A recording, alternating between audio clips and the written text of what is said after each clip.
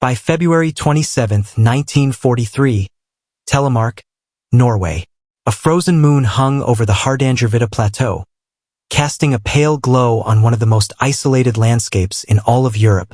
The wind howled across the ice, carrying snow like shards of glass. And in that storm, 6 Norwegian commandos in white camouflage crawled silently toward a narrow ravine. Their target, the Vemork heavy water plant, the beating heart of Nazi Germany's atomic program. Leading the team was Joachim Ronneberg, only 23 years old. He pulled the pin from a demolition charge. The team descended into the darkness. If you're ready for more forgotten missions that shaped the fate of the world, make sure you subscribe, like, and stay with us all the way to the end, because this story is only the beginning. And tell us in the comments section the next World War II story you would like us to cover. In the early 1940s, Nazi Germany was racing to build a nuclear weapon. But to do so, they needed one rare substance: heavy water deuterium oxide, a critical moderator for certain reactor designs. There was only one place in the world capable of producing it at scale: the Norsk hydro plant in Vemork, Norway. After Germany invaded Norway in 1940, they seized the facility. The British understood the danger instantly. If Hitler could reach nuclear capability before the Allies, the war and the world would change forever. The British SOE, Special Operations Executive, launched several attempts to destroy the plant. The first, Operation Freshman, ended in disaster. 2 gliders crashed in harsh weather. Every survivor was captured and executed under Hitler's Kommandobefehl directive. The mountain fortress seemed impenetrable. 600-foot cliffs, a single guarded bridge, minefields, floodlights, German troops patrolling day and night. Yet the heavy water kept flowing. The Allies needed a miracle. They chose 6 young Norwegians trained in Scotland, specialists in winter survival, sabotage, and silent movement. Operation Gunnerside would become the most dangerous sabotage mission of World War II. For weeks, the commandos endured temperatures below -30 degrees Celsius, living off lichens, roots, and small game. They slept inside snow caves. They rationed every match. They waited for the perfect moment, and for a break in the German patrols. The plant itself was a nightmare to approach. An open assault was suicide. Shelburne-style deception was impossible. And the only bridge was heavily guarded. So Ronneberg proposed the unthinkable: infiltrate through the ravine, climb 600 feet of ice, in pitch darkness, with explosives strapped to their backs. The route was so dangerous that the Germans never expected anyone to attempt it. As they advanced through the ravine, the soundscape narrowed to only 2 things: the hiss of wind and the crunch of ice under their boots. Above them, German sentries smoked cigarettes beneath floodlights. The commandos reached the plant's basement door. They found it locked. Their hearts sank. Seconds lost could mean discovery.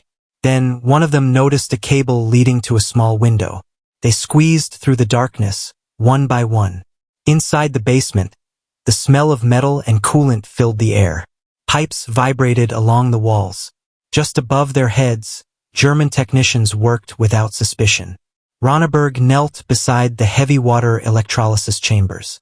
He set a timer charge, 30 seconds.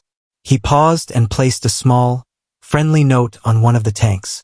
Then he whispered, flash, a burst of heat, a thunderous crack that shook the entire plant. The chambers shattered. Heavy water splashed across the floor. The heart of Hitler's nuclear dream collapsed in an instant. The commandos sprinted into the night. German searchlights crisscrossed the snow. Machine guns roared. Dogs barked. But the Norwegians were ghosts. Within minutes, they vanished into the mountains, skied 200 miles across the plateau. In the worst winter Norway had seen in a decade, not a single commando was captured. The Vemork strike crippled the Nazi nuclear program. Germany never recovered the lost heavy water. Historians agree. Operation Gunnerside delayed Hitler's atomic ambitions by at least a year, perhaps longer. Churchill later called it the most important act of sabotage of the entire war. And yet, the world rarely speaks their names. 6 young men, 1 frozen night, a mission impossible to survive. and a quiet victory that changed the course of history. By April 18, 1943, Bougainville, Solomon Islands. The jungle was still. The morning sun had only just climbed over the palms when two P-38 Lightnings thundered low over the canopy, their engines straining in the humid air. Inside the lead aircraft, Captain Thomas Lanford Jr. wiped sweat from his eyes. He was flying at treetop height, 30 feet above the earth. Any higher and Japanese radar would detect him. He glanced at his fuel gauge. Barely enough to get home. Then, through the mist, he saw them. Two Mitsubishi G4M Betty bombers, escorted by 60 fighters, flying precisely where the Americans predicted. This was the moment the world would never know. The moment 18 American pilots attempted the most dangerous assassination mission in military aviation history. Admiral Isoroku Yamamoto was more than Japan's naval commander. He was the architect of the attack on Pearl Harbor, the mind behind the expansion across the Pacific, the strategist whose brilliance had kept the Imperial Japanese Navy ferocious and unpredictable. By 1943, however, the balance was shifting. The Allies had cracked much of Japan's naval code, JN-25, but this remained top secret. Only the highest levels of intelligence knew how deeply the Americans could see into Japan's plans. Then came a message unlike any other. A decrypted transmission revealed that Yamamoto would fly to the front lines on April 18th, inspecting troops at Bougainville, landing at exactly 0935 hours. This was more than an opportunity. It was a symbolic blow capable of shaking the morale of the entire Japanese empire. But striking the architect of Pearl Harbor carried colossal risks.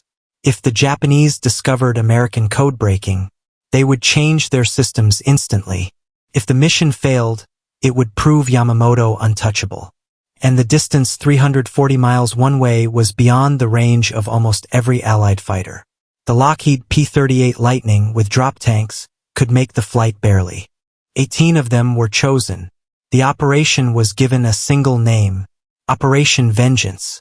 The pilots trained in absolute secrecy. No one could mention the real target. They practiced flying at wavetop level only a few meters above the ocean to slip beneath Japanese radar. They studied maps of Bougainville until every ridge and river lived in their minds.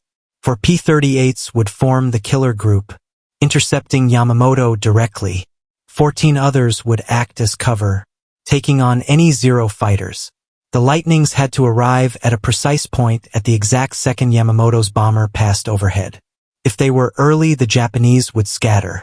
If they were late, the ambush would fail. They took off at dawn from Guadalcanal, skimming over the sea like silver blades. The pilots flew over empty ocean for 2 hours. Each knew that a single navigation error meant fuel starvation and death. Then, as they approached Bougainville, the jungle opened, and the enemy appeared exactly where intelligence predicted. It was a moment suspended between fate and precision. Lanfear and his wingman Rex Barber broke formation and dove upward into a sharp climb. They had to gain enough altitude to strike the bombers from the side. The Bettys spotted them. Alarms sounded. The escorting Zeros turned hard, engines screaming. A flash of tracers tore past Lanfear's canopy. He rolled, pulled the trigger, and his .50 caliber guns roared. Barber slipped beneath him, closing on the first bomber. Through the fuselage windows, he could see the silhouettes of the Japanese crew. The bomber's engines howled. Smoke erupted from its left wing. A stream of bullets ripped into the cockpit. The bomber dipped, wavered, then spiraled into the jungle, exploding in a burst of flame. Inside that aircraft was Admiral Isoroku Yamamoto. The second bomber tried to escape, racing low over the treetops, but Lanfear slashed across its path, firing a second burst. Overhead, the sky was chaos. Lightnings twisting with Zeros, engines howling, tracers cutting the air. But the killer group had already completed their mission.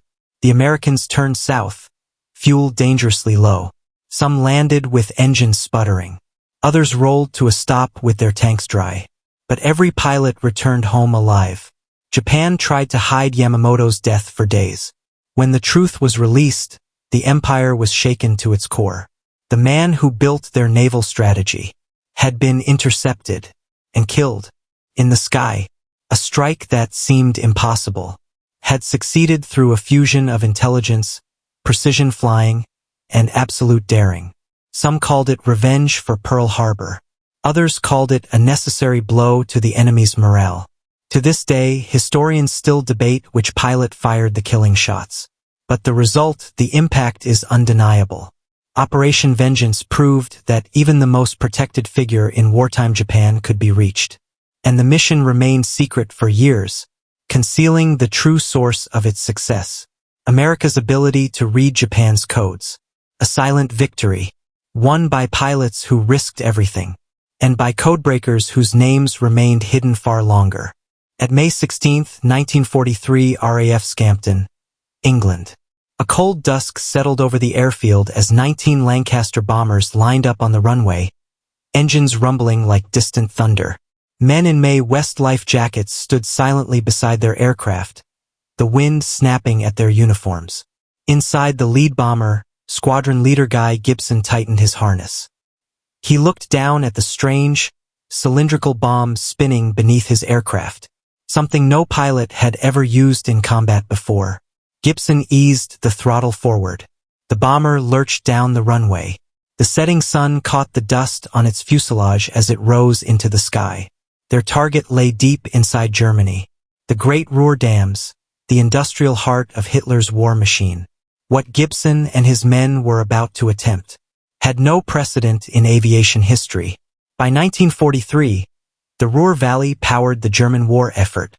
Steel mills, coal mines, arms factories, major transportation hubs, all depended heavily on one thing: water from three massive dams, the Möhne, Eder, and Sorp.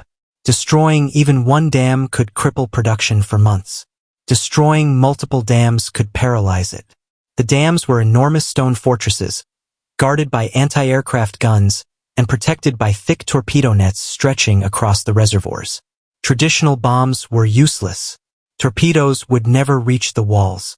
Then came a solution from an unlikely man.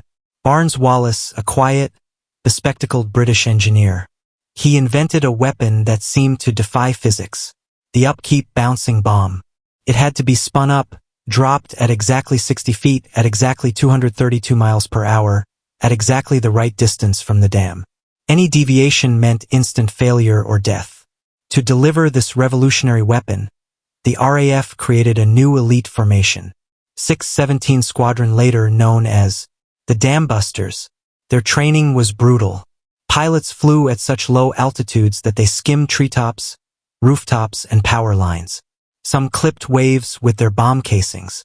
The night of May 16th would test them beyond anything they had experienced.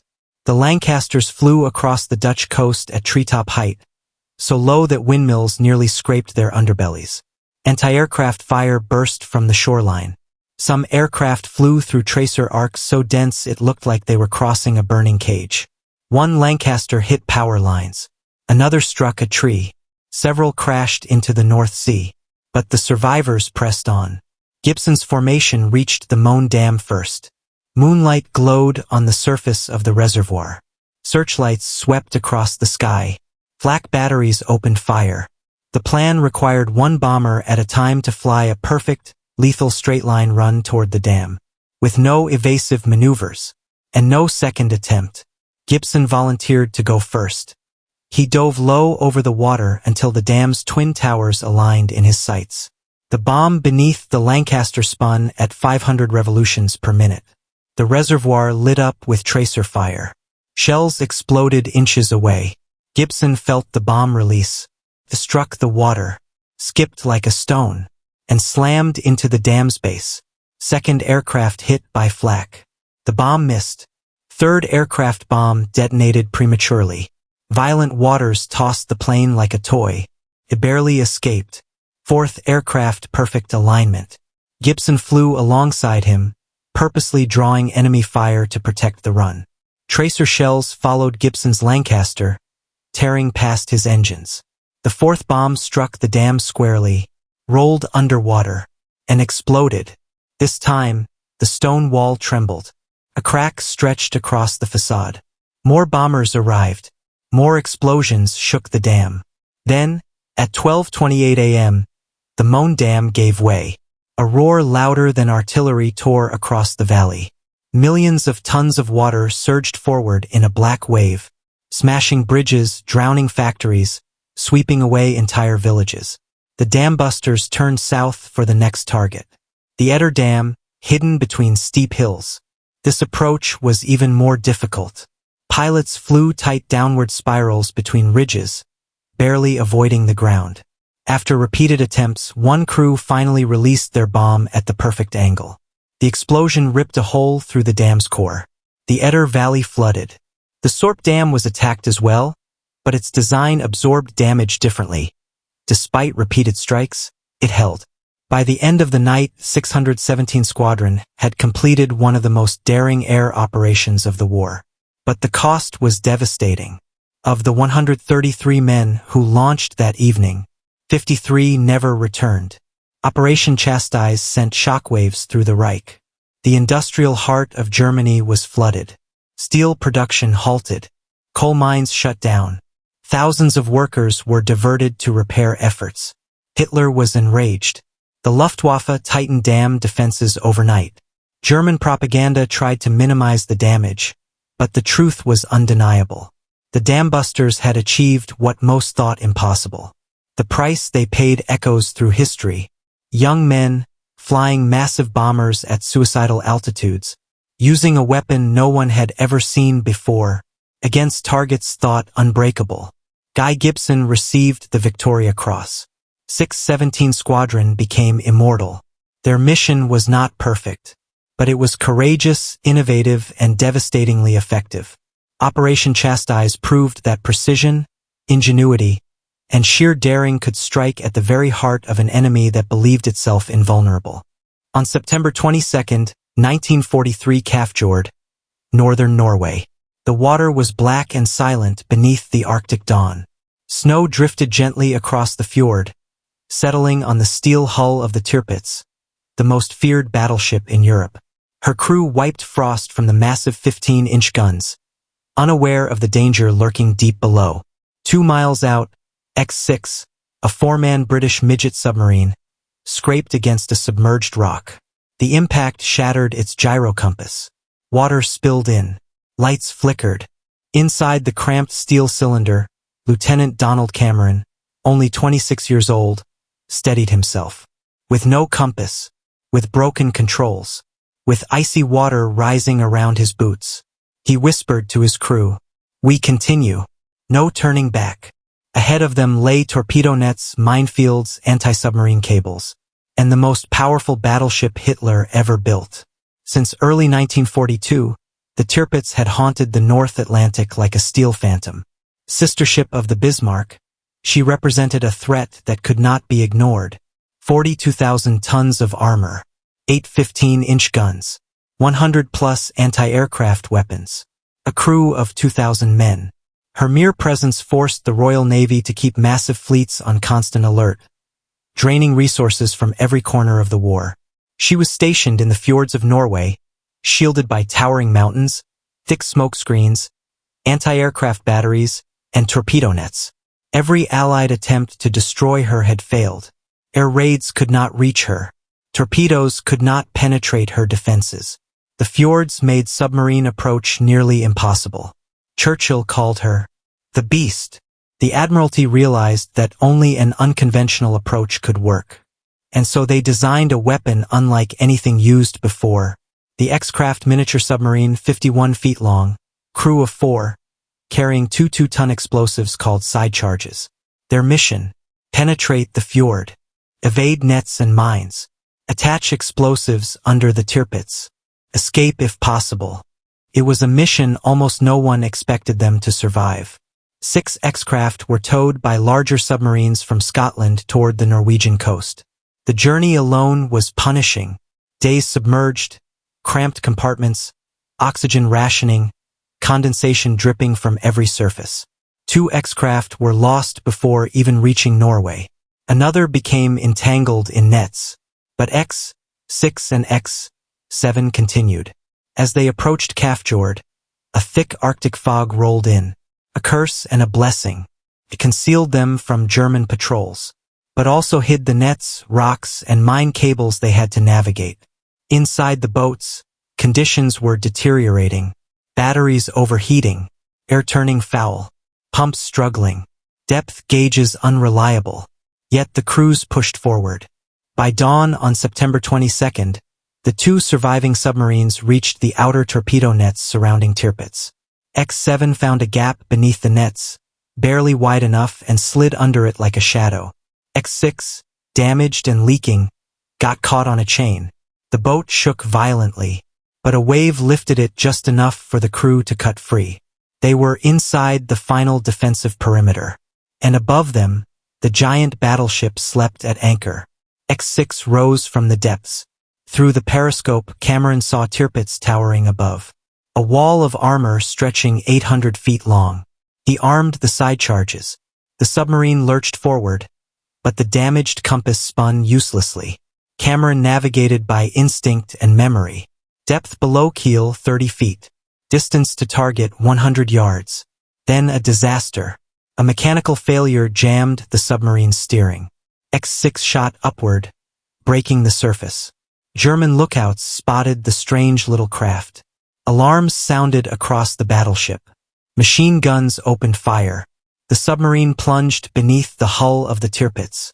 He ordered the release of both charges, two massive, time-delayed explosives that clamped to the seabed directly beneath the warship's magazine.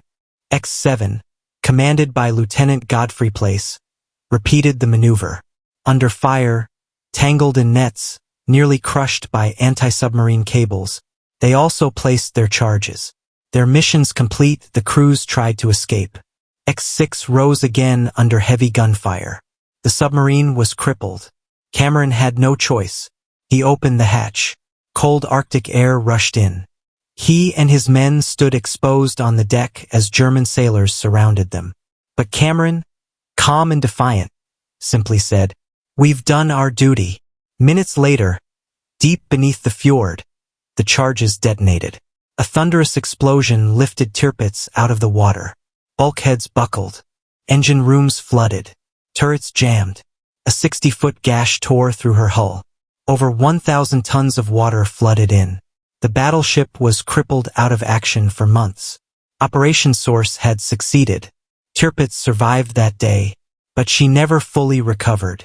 British air attacks later finished her, but the blow delivered by the X-craft ensured she would never again threaten Allied convoys. The cost was severe. Few X-craft crews returned. Many became prisoners. Several died during the mission. Lieutenants Cameron and Place received the Victoria Cross, Britain's highest award for bravery. Operation Source remains one of the most daring underwater attacks in naval history. 6 tiny submarines, manned by young men in freezing darkness, took on a battleship 40 times their size. And in that silent Arctic fjord, they proved that courage, not steel, decides the fate of giants. At May 14, 1945, the Pacific roared like a living beast. USS Enterprise, scarred, patched, invincible, sailed into what would become the most intense kamikaze campaign of the entire war. The crew had seen everything but nothing like this. A Japanese Zero dove out of the clouds. Engine screaming, pilot committed to death. Anti-aircraft guns erupted. Tracer fire stitched the sky. Fragmentation bursts exploded around the attacker, but he didn't break. He slammed straight toward Enterprise's flight deck. The impact ripped through steel. Flames surged upward. Men were thrown from their feet. Black smoke blanketed the horizon. Enterprise went dark. For the first time in the war, Big E was silent. The flight deck was cratered. Elevators jammed. Power systems crippled. But the crew refused surrender. Damage control teams scrambled with hoses, axes, bare hands. One sailor shouted through the chaos, "Come on, boys! She carried us this far, now we carry her." Another yelled, "Enterprise isn't dying on MY watch." Through smoke, fire, and collapsing steel, the crew fought back. Minutes became hours. Hours became survival. And at the end of it all, they saved her. No carrier in history had survived more kamikaze strikes. No carrier had sustained more damage and returned to fight. But the cost was severe. Enterprise was ordered home. Her war after 20 major battles was finally over. By August 1945, when Japan surrendered, the Pacific sky erupted with fireworks and celebration. But the gates of Pearl Harbor were quiet. USS Enterprise lay docked, bandaged in steel, covered in scaffolding. The crew stood on deck as the news came in. Cheering men, tears, silence. The ship that had carried America from Pearl Harbor to the doorstep of Tokyo was now too wounded to witness the final day. A petty officer whispered, she deserved to see the end. No ship fought longer. No ship fought harder. No ship was hit more and survived. The war was over. The boys were going home. But America had one last task for the old carrier. Bring our heroes back. Enterprise's hangar bay, once filled with fighters, now carried thousands of soldiers, sailors, and Marines returning to their families. She made trip after trip, storm after storm, mile after mile, a final service for a nation she helped save. By 1946, Enterprise sat quietly at the Brooklyn Navy Yard. A skeleton crew kept watch over a ghost. She had earned 20 battle stars, more than any U.S. ship in World War II, a reputation as the ship that could not die. So when the Navy discussed her future, the answer should have been obvious. But it wasn't. And then the impossible. USS Enterprise was marked for scrapping. Veterans protested. Citizens wrote letters. A petition reached Congress. One senator said, "We saved the world. We can surely save this ship." But money won over memory. By late 1960, the blowtorches lit. Steel that had survived bombs, torpedoes, and kamikaze strikes finally gave way to fire it couldn't escape. Piece by piece, the most decorated warship in American history disappeared. A crane lifted a final section of the hull. A reporter asked a former crewman, "What was Enterprise to you?" He answered, "Home." The last of the steel fell into the scrapyard. A giant was gone. Today, in museums across America, you will find pieces of her deck. Burned, cracked, forged by war. You will hear the stories of the pilots who launched from her, the sailors who kept her alive, the aviators who never returned. And you will see the name Enterprise again, on starships, aircraft carriers, and the dreams of millions. Because one truth remains. Some ships live forever. In the darkest days after Pearl Harbor, when the Pacific was burning and hope seemed distant, one carrier stood between victory and defeat. One ship refused to fall. One ship carried the weight of a nation on its steel shoulders. USS Enterprise, CV-6. The Gray Ghost, the fightingest ship in the fleet, the indestructible warship of World War II.